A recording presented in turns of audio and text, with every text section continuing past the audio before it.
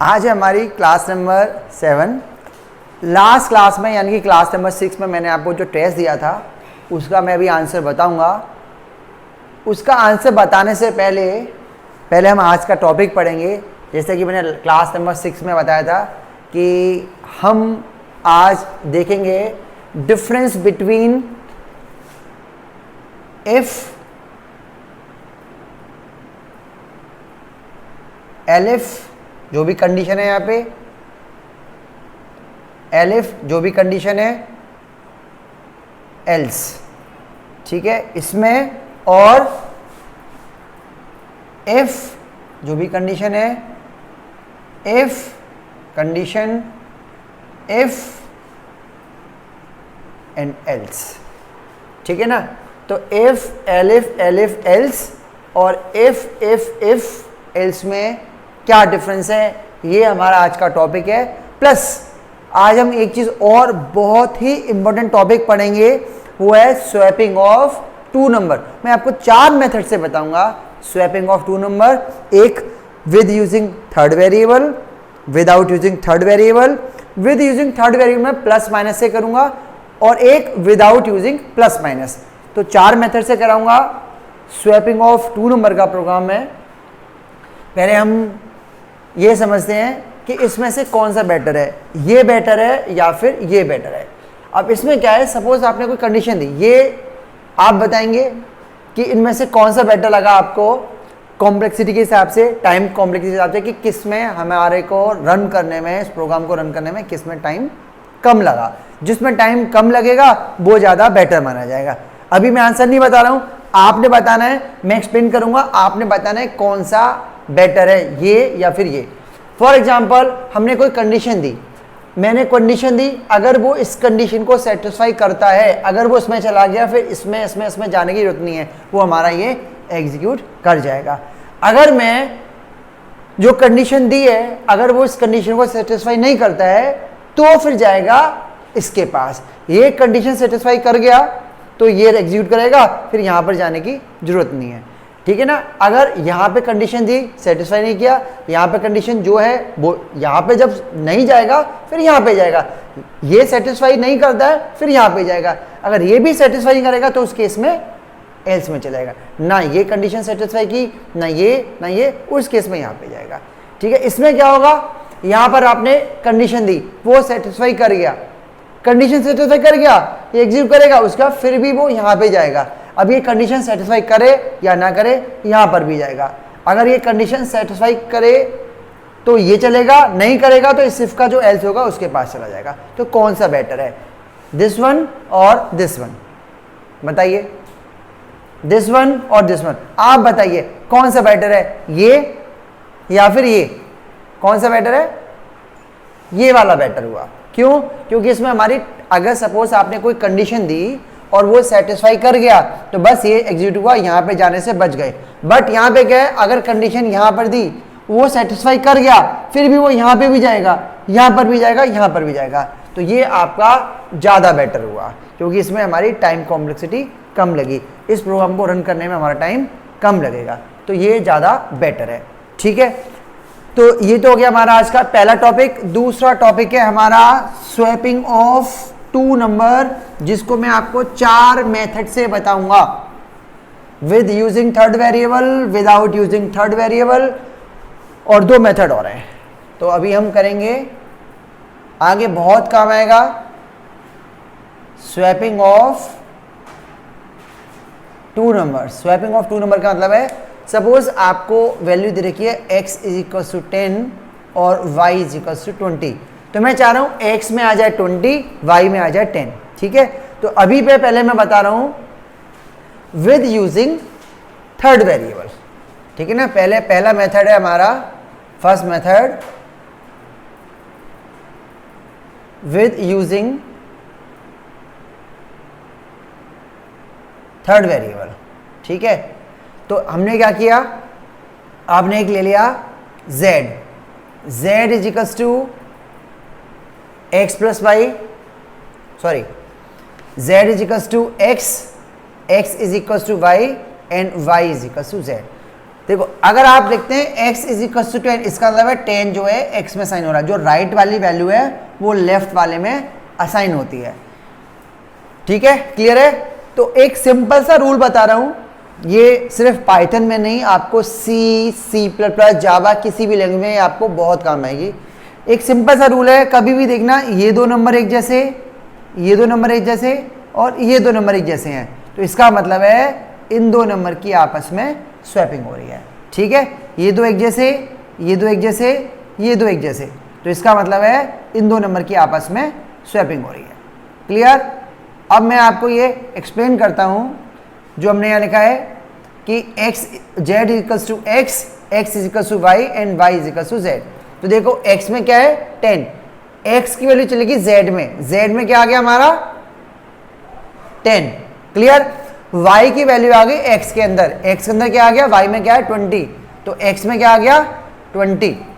अब z की value आ गई y के अंदर, यानी कि y के अंदर क्या आ गया, z की वैल्यू z में क्या है 10, तो देखो आ गया ना x is equal to 20, y is equal to 10। तो अगर आपके पास दो वेरिएबल दे रखे हैं, x के अंदर 10 है, y के अंदर दे रखा है 20, और आपको इसकी क्या करनी है, स्वैपिंग करानी है, इनकी वैल्यू आपस में एक्सचेंज करनी है, तो फर्स्ट मेथड है आपका कि विद यूजिंग थर्ड वेरिएबल। अब सेकंड मेथड है हमारा, सेकंड मेथड में बता रहा हूं swapping of two number without using third variable.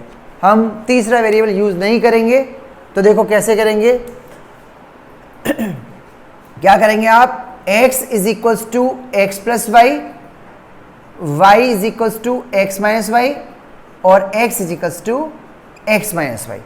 ठीक है, अब आप प्रिंट कराते हैं x और y की वैल्यू, तो उनकी वैल्यू आपस में क्या हो रखी होगी, एक्सचेंज हो रखी होगी। हम इसकी वर्किंग करते हैं। सबसे पहले देखिए x में है 10 और y में है 20, मैं चाह रहा हूं x में आ जाए 20, y में आ जाए 10, तो x is equal to X plus Y, x के अंदर क्या आ गया x plus Y, 10 plus 20 30, x में आ गया 30, अब x के लिए कितनी है 30 और y के लिए कितनी है 20, अब x के लिए 10 नहीं है, चेंज हो चुकी है 30 हो चुकी है। y is equal to X minus Y, y is equal to X minus Y, यानी कि 30 माइनस 20 कितना आ गया 30 माइनस 20 10। अब x की वैल्यू 30 है, y की वैल्यू 10 है। अब x is equal to X minus Y, 30 minus 10 20, तो देखो लास्ट में हमारे पास लेटेस्ट क्या रहा, y के अंदर आ गया 10, x में आ गया 20। क्लियर है। तो ये हो गया हमारा विदाउट यूजिंग थर्ड वेरिएबल। एक तीसरा मेथड में आपको और बताऊंगा, ये जो मैं बता रहा हूं एक इंटरव्यू था जिसकी एलिजिबिलिटी थी MCA या फिर BTech, उसमें आया था क्वेश्चन, प्लेसमेंट के टाइम में पूछा गया था कि without using third variable and without using plus minus. अब थर्ड वेरिएबल यूज नहीं करना और प्लस माइनस भी यूज नहीं करना, तो मैं आपको एक मेथड और बता रहा हूं।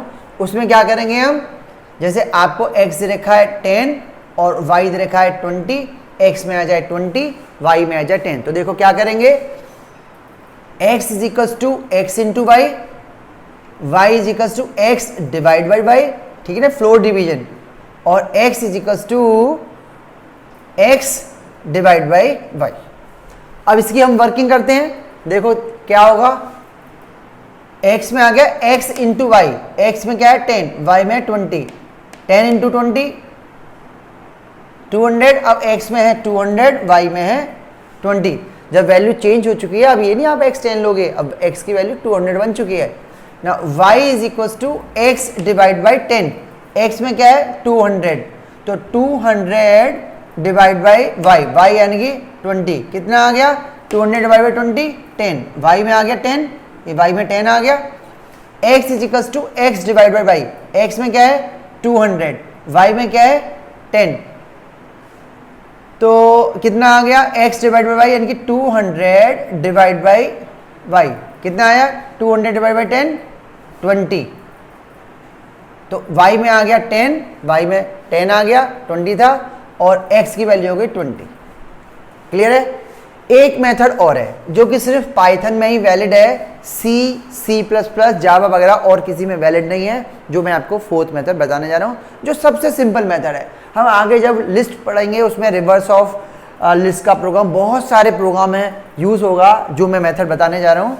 x में है आपके पास 10, y में है 20, तो सिंपल कुछ नहीं करना है आपने, x, y is equals to y, x, बस इतना लिखना है। इससे भी आपकी वैल्यू एक्सचेंज हो जाएगी, y की वैल्यू x में चली जाएगी, x की वैल्यू y के अंदर आ गई। बट ये सिर्फ पाइथन में ही वैलिड है और किसी लैंग्वेज में वैलिड नहीं है। C++, जावा वगैरह में ये एग्जीक्यूट नहीं करेगा। C++, जावा में आपका ये और ये मेथड यूज हो जाएगा। क्लियर है? तो ये हो गया हमारा स्वैपिंग ऑफ 2 नंबर के। मैंने आपको 4 तरीके बताए हैं, with using third variable, without using third variable. Without using third variable में आपने प्लस माइनस यूज कर लिया, और ये हो गया without using third variable and without using plus minus. और फोर्थ मेथड हो गया हमारा ये। क्लियर? अच्छा, तो ये 4 मेथड हमारे हो गए। अब बारी आती है किसकी? जो हमने लास्ट क्लास में टेस्ट का जो क्वेश्चन दिया था, अब मैं आपको बताऊंगा उसका आंसर। क्लियर है? पहले मैं क्वेश्चन फिर से लिख देता हूं, फिर मैं आपको उसका आंसर बताता हूं। आप लोग टैली करना, आपने जो आंसर किया था वो आपका सही है या फिर नहीं है। जिन बच्चों ने आंसर नहीं भेजे हैं वो अपना आंसर टैली कर सकते हैं। तो ये रहा हमारा टेस्ट वाला क्वेश्चन जो मैंने लास्ट क्लास में दिया था। एक बार क्वेश्चन एक्सप्लेन करता हूँ। क्वेश्चन था हमारा, आपने कॉल सेंटर करानी है, up to 400 calls rent will be 400 rupees, अब 400 calls rent will be 500 rupees. अब आता है 150 कॉल्स का हिसाब किताब। 150 कॉल्स फ्री, 150 कॉल तक कोई चार्ज नहीं देना, सिर्फ रेंट देना है। मतलब आप 0 कॉल करो, 1 कॉल करो, 100 कॉल करो या 150 कॉल्स करो, आपको सिर्फ रेंट देना है 400 रुपीज़।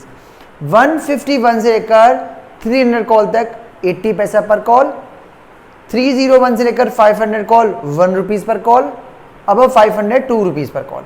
अब प्रॉब्लम ये है कि अगर मैं ये वाली रेंज लेता हूँ 301 से लेकर 500, तो उसमें गड़बड़ क्या है कि रेंट अब मैं 400 दूँ या 500, तो इसलिए हम इसको स्प्लिट करेंगे। इसको हम 300 से 400 ले लेंगे और फिर एक 401 से लेकर 500 कर देंगे। ठीक है? ये सारा इस क्वेश्चन में सस्पेंस जो था। तो हम करते हैं क्वेश्चन। सबसे पहले क्या है हमारे पास, C is equals to int input enter calls. आपने कॉल सेंटर का दी। अब कंडीशन क्या है, if C is less than equals to 150 calls तक कोई चार्ज नहीं है, सिर्फ रेंट देना है, तो बिल आएगा आपका 400। Now if C is greater than 150 and C is less than equals to 300, 150 से लेकर 151 से लेकर 300 तक बिल कितना आएगा? रेंट तो आएगा हमारा पहले 400 प्लस C माइनस 150 इंटू 0.80। मतलब अगर आप 151 से लेकर 300 कॉल तक करेंगे, जो कि देखो 150 कॉल फ्री है, उसमें तो कुछ देना नहीं है, तो 151 से लेकर 300 कॉल तक आपको देना है 80 पैसे पर कॉल के हिसाब से। तो 150 कॉल से सपोज आपने 200 कॉल की, तो 200 कॉल माइनस 150 50 कॉल का 80 पैसे से मल्टीप्लाई कर देंगे, 400 रेंट हो गया, 150 कॉल तो फ्री हमारी है ही है। अब आते हैं इसकी वाली रेंज। तो इसमें हम क्या करेंगे, इसको स्प्लिट कर देते हैं।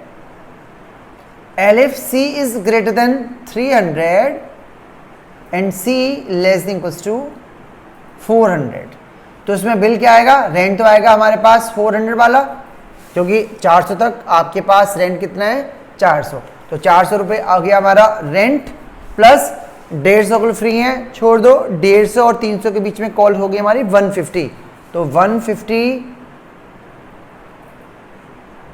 कॉल इंटू 80 पैसे प्लस अब 300 से ऊपर जितने भी कॉल हैं वो 1 रुपये से मल्टीप्लाई कर देंगे, तो C minus 300 into 1 rupees.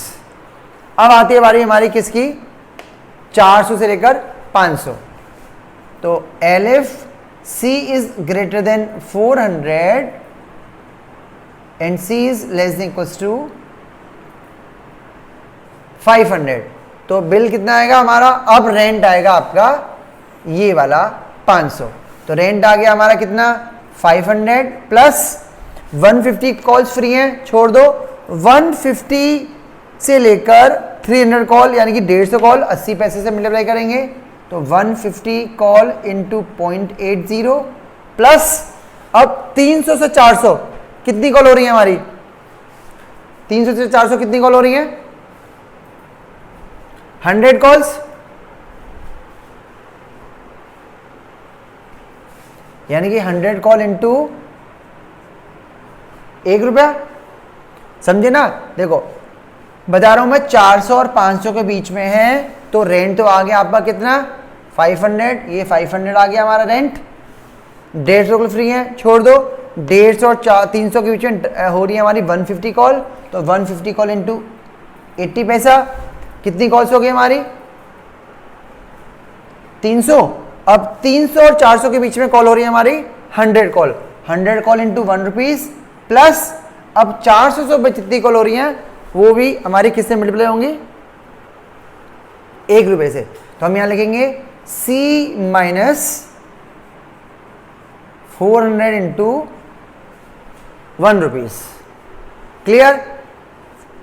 Next है अब 500 से ऊपर कॉल करते हैं तो क्या करेंगे, यानी कि उसमें हम लिख देंगे एल्स, एल्स में बिल हमारा कितना आएगा, रेंट तो आएगा 500 वाला, ध्यान समझना, 500 प्लस 150 कॉल फ्री है, छोड़ दिया, 150 और 300 के बीच में कॉल कितनी हो रही है हमारी 150, तो 150 कॉल्स इंटू 0.80 प्लस 300 और 500 के बीच में कितनी कॉल हो गई हमारी 200, तो 200 इंटू ₹1 प्लस अब 500 से ऊपर जितनी भी कॉल करेंगे वो ₹2 से मल्टीप्लाई कर देंगे, तो कॉल्स माइनस 500 इंटू 2, और फिर लूप इसके इफ के बाहर जाके हम यहाँ प्रिंट कर देंगे, print bill is equals to, और ये हमने बिल यहाँ पे ये प्रिंट करा दिया।